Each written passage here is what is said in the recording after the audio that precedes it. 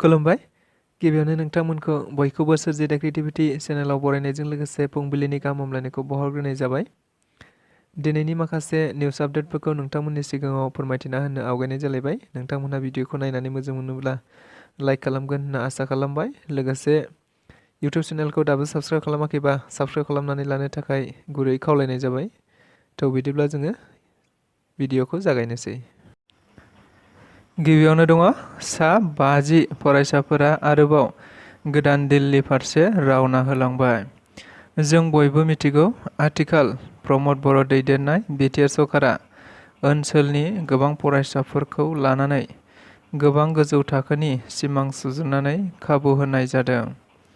थारैनो मिथिनो मोननाय बायदिब्ला थांनाय बोसोरनिफ्रायनो बिटिआर सरकारनि बानजायनायाव बड'फा UN ब्रह्म सुपार 50 मिशननि जोहै बिटिआर ओनसोलनिफ्राय सा 50 फरायसाफोरखौ सायख'नानै सिभिल सार्भिस एबा UPSC APSC जानो गोसो गोनां फरायसाफोरखौ दिल्लीनि मुंदांखा कचिं फसंथानफोराव बेसेन नाङाजासेनो फोरोंथाय होबोबाय थादों। थारैनो नैथि खेबनि थाखाय सायख'जानाय बिजाथिफोरा मैया गासै 50 फरायसाफोरा रावना होलांनाय जाबाय होनना मिथिनो मोन्दों। लोगोसे बिसोर फरायसाफोरखौनो बिथां गाहाय मावफुं सोद्रोमा प्रमद बर'आ क'क्राझारनि रेलवे स्टेशनाव नायफैनानै थुलुंगा होनाय जादों होननानैबो मिथिनो मोनबावनाय जादों। NLFBनि आर्मि चिफखौ मा जाहोननि थाखाय हमनाय जाखो बेखौ आं दाबो मिथिथ'वाखै। थाबैनो मिथिनो नाजागोन। बाथ्राखौ बुंदों बिटिआरनि गाहाय मावफुं सोद्रोमा प्रमद बर' बिथाङा। नंगौ, थारैनो मिथिनाय बायदिब्ला दाखालि बावैसो NLFBनि आर्मि चिफ M बाथाखौ क'क्राझारनिफ्राय आसाम पुलिसआ हमनाय जादोंमोन, जायखौ लानानै दासिमबो आसाम पुलिसआबो रोखा खालामना होआखैब्लाबो गोबाङानो सुबुंफोरनाव रां खांनायनि दायाव हमनाय जादों होननानै बुंसोलायनायखौबो ससियेल मिडियानि गेजेरजों नुनो मोन्दों। मख'जाथावदि बे जाथायखौ लानानैनो मैया खौरांगिरिफोरनि सोंनायाव बिटिआरनि गाहाय मावफुं सोद्रोमा प्रमद बर' बिथाङा दासिमबो बेनि गुबै जाहोनखौ मिथिथ'नाय जायाखै होनना बुंथिनायजों लोगोसे थाबैनो मिथिनानै लानाय जागोन होननानैबो बिथाङा खौरांगिरिफोरनि सिगाङाव बुंथिनानै होबावदों। दुलाराय बर' फरायसा आफादनि बानजायनायाव सिगांनि बायदिनो बासुगावआव गयबारियाव उदखारि बेरेखा सान फालिनाय जादों। मिथिनाय बायदिब्ला थांनाय 1996 मायथाइनि 30 जुलाइखालिनो बै समनि दुलाराय बर' फरायसा आफादनि आफादगिरि जोहोलाव सोमला बसुमतारी बिथांखौ सोरबा सिनाय मोनै उदखारिफ्रा गावथारलांदोंमोन। थारैनो बेयो बर'नि जारिमिनाव मोनसे गोसोम जोमैनि दाखा साग्लोबदोंमोन, जायनि थाखाय बिथां थैनायनि बोसोरसे उननिफ्रायनो अदेबानि 1997 मायथाइनिफ्रायनो दुलाराय बर' फरायसा आफादा 30 जुलाइखौ बिथां गेदेमानि थैनाय सानजों लोब्बा लाखिनानै उदखारि बेरेखा सान हिसाबै फालिबोबाय थानायखौ जों बयबो नुनो मोन्दों।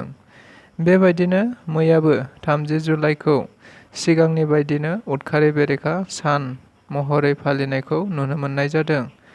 मख'जाथावदि उदखारि बेरेखा सानजों लोब्बा लाखिनानैनो थै दान होनाय हाबाफारिबो लानाय जादों होनना मिथिनो मोन्दों, जेराव बिटिआरनि गाहाय मावफुं सोद्रोमा प्रमद बर' बिथांखौबो थै दान होनायखौ नुनो मोननाय जादों। लोगोसे बिथाङा खौरांगिरिफोरनि सिगाङाव साफ्रोमबो सुबुङानो 3 दाननि उन थैखौ दान होनो हायो होननानैबो बुंथिदों।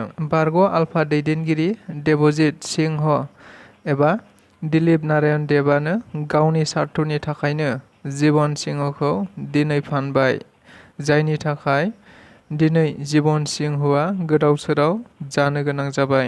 नंगौ, बेफोर गोख्रों बाथ्राफोरखौ बुंथिदों कच राजबंशी जातीय परिषदनि गाहाय नेहाथारि बिस्वजित राय बिथाङा मैया मोनसे खौरांगिरि मेलनि गेजेरजों। मिथिनो मोननाय बायदिब्ला दाखालि थांनाय 29 जुलाइखालि कच राजबंशी जातीय परिषदआ बङाइगावआव आसामनि गिबि मन्थ्रिखौ लोगो हमनानै गावसोरनि गोबां दाबिफोरखौ लानानै गांसे गोसोखांथि बिलाइ गथायनाय जादोंमोन। नंगौ, बेखौ लानानैनो मैया गाहाय नेहाथारि बिस्वजित राय बिथाङा मोनसे खौरांगिरि मेलनि गेजेरजों गोबां बाथ्राफोरखौ लानानै सरकारखौ दाय जाबसिननायखौबो नुनो मोननाय जादों, जेराव बिथाङा आसाम सरकार आरो भारत सरकारानो एसटि होनाय जागोन होननानै खोथा बुंदोंमोन, नाथाय दायो थगायबाय होननानैबो बुंथिनानै होबावदों बिथांमोनहा। कमिटिआ थारैनो गाहामै खामानि मावोब्ला जों बरायगोन आरो गाहामै मावाब्ला जोंनि सोमावसारनाया जाफिनगोन। नंगौ, थारैनो बेफोर गोख्रों बाथ्राफोरखौ बुंथिदों दुलाराय बर' फरायसा आफादनि मानगोनां आफादगिरि दिपेन बर' बिथाङा।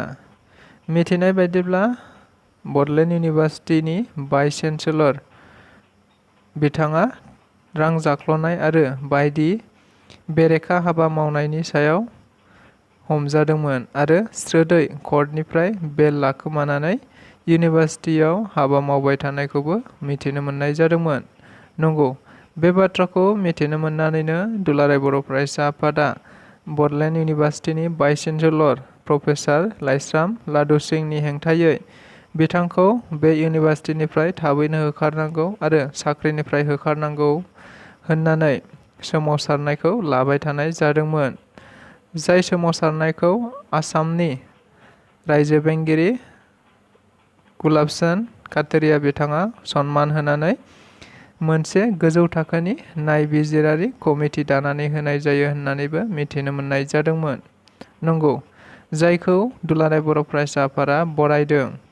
लोगोसे गोख्रैनो बुंथिनाय बायदिब्ला जुदि बे कमिटिआ गाहामै हाबा मावोब्ला बरायगोन आरो नङाब्ला सोमावसारनाया जाफिनगोन होननानै मैया दुलाराय बर' फरायसा आफादनि मानगोनां आफादगिरि बिथाङा बुंथिदों। लोगोसे बे नायबिजिर कमिटिआ जेब्लानो क'क्राझाराव फैगोन अब्लानो बिथांमोनजों सावरायलायनानै गासै बाथ्राफोरखौ बुंथिनाय जागोन होननानैबो खौरांगिरिफोरनि सिगाङाव बुंथिनानै होबावदों बिथाङा। फैगौ 1 आगस्टनिफ्राय आसाम रायजोनि गासैबो थाखोनि फरायसालिफोरानो खुलिफिनसिगोन। नंगौ, मैया बे बिथोनखौ होदों रायजोनि सोलोंथाइ बिफाना। मिथिनाय बायदिब्ला रायजोआव बांद्राय गरम जानायनि जाहोनावनो फरायसालिफोरखौ थाखो जागायनायखौ सोलाय-सोल' खालामनाय जादोंमोन, उनाव आरो बांद्राय गरम जानायनि थाखाय बन्दबो होनाय जादोंमोन। थारैनो दायो गासै फरायसाफ्रानो न'आव ओरैनो जिरायनानै थानायखौ नुनो मोनदों। बेखौ नोजोर बोनानैनो दायो आरो गरमाबो खमायनायखाय गासै फरायसालिनि थाखोफोरखौ फैगौ 1 आगस्टनिफ्राय खुलिफिननाय जासिगोन होनना रायजोनि सोलोंथाइ बिफाना मोनसे बिथोनलाइ बिलाइनि गेजेरजों फोरमायथिनानै होदों। बेजों लोगोसे दिनैनि रादाबा बेखिनियानो। नोंथांमोनहा नायनानै मोजां मोनदोंब्ला लाइक खालामगोन, शेयार खालामगोन होनना आसा खालामबाय। लोगोसे सानफ्रामबोनि बेबायदि गोनांथार खौरांफोरखौ मोनबाय थानो लुबैदोंब्ला आरो इउटुब चेनेलाव गोदान फैदोंब्ला जाहाथे साबस्क्राइब खालामनानै लायो बेखौनो आसा खालामबाय। स' गोजोन्थों।